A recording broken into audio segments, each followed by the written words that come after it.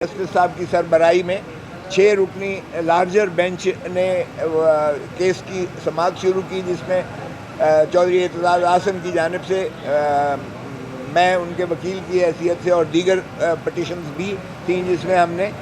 Military courts کا جو ہے سویلینز کے ٹرائل کو ہم نے یہ چیلنج کیا تھا کہ یہ نہ صرف آئین کے متصادم ہے، یہ بنیادی حقوق کے بھی جو ہے منافی ہے، اور یہ آرٹیکل 175(3) یعنی عدلیہ کی آزادی پر بھی یہ قدغن لگاتا ہے، اور یہ روح جو ہے آئین کی ٹرائکوٹمی آف پاور گرانڈ نارم جسے کہتے ہیں، یہ اس کے بھی متصادم میں ہے کہ ملٹری کورٹس جو ہے وہ سویلینز کو ٹرائی کریں۔ ہم نے یہ پہلے بھی کنسیڈ کیا تھا کہ آرمی ایکٹ 1952 یہ افواج پاکستان کی ان کے ڈسپلن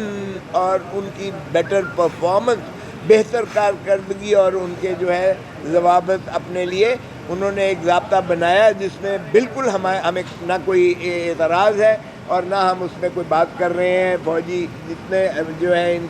ان کو بالکل یہ ٹرائی بھی کریں، ان کے ڈسپلنری فورس میں بھی یہ جو ہے پوری جو چاہتے ہیں، جس انداز سے تعدیبی کارروائی چاہتے ہیں، یہ کریں اپنے اندر جو ہے ان کا میکنزم ہے، اس میں ہمیں کوئی قدر ہے۔ اور یہی ہے کہ آرٹیکل 8 میں بھی اس حد تک ان کے بنیادی حقوق کو بھی جو ہے وہ معطل کیا گیا ہے، اس حد تک جو ہے کوئی نالش نہیں کی جا سکتی۔ لیکن سویلینز کا جو ہے بنیادی حق ہے کہ وہ جو ہے نہ صرف یہ کہ ان کو ایک ڈیو پروسیس آف لا ملے، نہ صرف یہ کہ آرٹیکل 10 میں ان کو جو ہے وکیل اپنی چوائس کا، اپنی مرضی کا رکھنے کی اجازت ہو، نہ صرف یہ کہ 24 گھنٹے کے اندر ان کو گرفتاری کے بعد میجسٹریٹ کے سامنے، جوڈیشل آفیسر کے سامنے پیش کریں، بلکہ وہاں وکیل کی بھی اجازت ہوتی ہے کہ وہ جو ہے وہاں پیش ہو کر دلیل دے کہ اس سے تشدد کیا گیا ہے، اس کا ڈاکٹری معائنہ کرائے، اس کی فیملی اس کو ملے وغیرہ وغیرہ۔ ان کو سارے یہ بنیادی حقوق آئین میں مندرج کیے گئے ہیں۔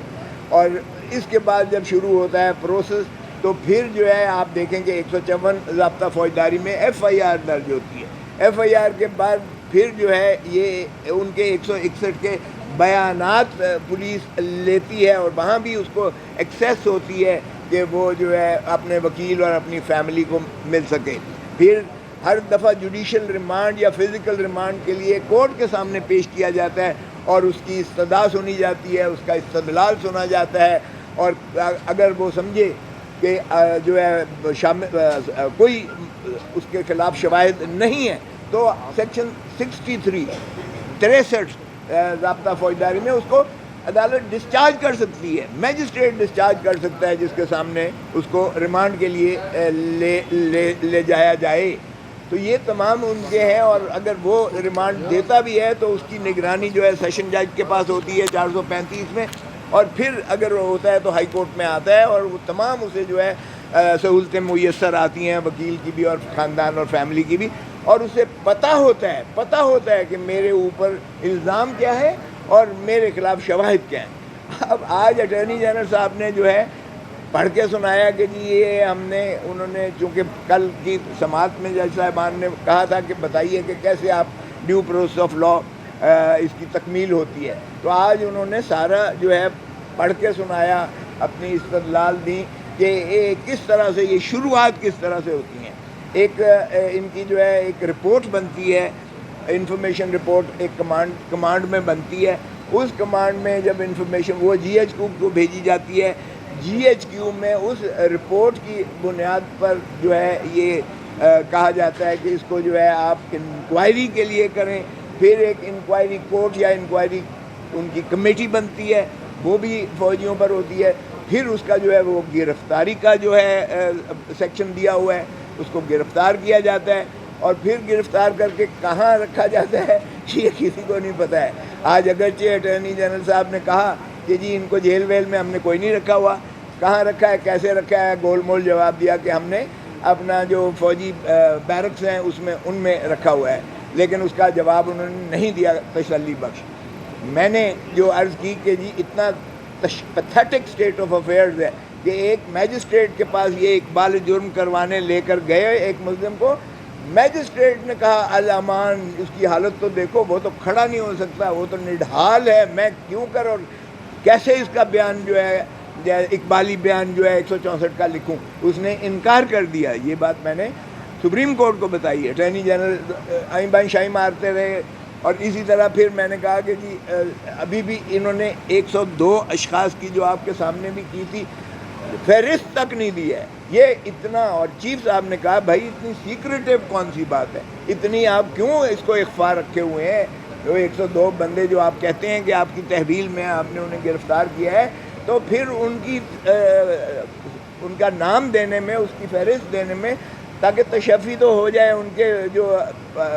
والدین ہیں یا ان کے جو بھی ہیں وہ رسا ہیں, ان کو ایک تسکین تو مل جاتی ہے کہ چلیں ہمارا جو ہے بچہ یا ہمارا خامند یا ہمارا جو ہے بھائی اب جو بھی ہے وہ ایک تحویل میں ہے اور محفوظ ہے, کم از کم زندہ تو ہے. ابھی تو یہ بھی کسی کو نہیں پتہ ہے. اور اسی طرح سمیر کھوسا نے بھی اپنا جو ہے نالش کی. اس نے بھی کہا کہ میرے کلائنٹ کو بھی نہ تو کسی کو ملنے دیا گیا ہے اور وہ بھی بہت بری حالت میں ہے اور نہ وکیل تک رسائی ہے. تو چیف صاحب نے کہا کہ اگر ہم کسی کو یہاں سے مقرر کر دیں اور جا کے دیکھیں, تو اس پر بھی اٹارنی جنرل نہیں مانے اس بات پر. وہ انہوں نے میرا نام لیا. میں کوئی اس قسم کا سائل تو نہیں ہوں کہ میرا کوئی ذاتی کوئی بھائی کوئی دوست کوئی رشتہ دار کوئی میرا اندر ہے کہ میں اپنی نالش. اور میں جیل میں بطور اٹارنی جنرل بطور گورنر میں نے 50,000 دفعہ جیل وزٹس کی ہیں. میرے لیے کوئی ایسی بات نہیں ہے. باہر کیا مجھے یہ شوق نہیں تھا, لیکن چیف صاحب کی طرف سے آیا. مگر اٹارنی جنرل صاحب نے کہا کہ وہ غالباً, تو پھر انہوں نے کہا اچھا دیکھتے ہیں, ہم ہو سکتا ہے کہ ہم اپنا عدالت کا کوئی سینئر یا آفیشیل کو ہم جو ہے بھیجیں تاکہ ان کی کیفیت دیکھی جائے. تو پھر انہوں نے کہا کہ جی ہم ٹرائل ابھی تک شروع نہیں کیے گئے ہیں. پھر اپیل کا پروویژن پڑھ کے سنایا اٹارنی جنرل صاحب نے. تو اپیل کی جو شق تھی وہ بھی اپیل انہی کی اپنی جو ہے یعنی ہائرارکی میں تھی کہ بریگیڈیئر یا جنرل میجر جنرل اور بریگیڈیئر ہوگا, یعنی اس کی فارمیشن کے حساب سے جو ہے وہ بھی انہی کی ہوگی اپیل. تو میں نے یہ بعد میں بھی کہا, میں نے کہا جی جب کور کمانڈرز نے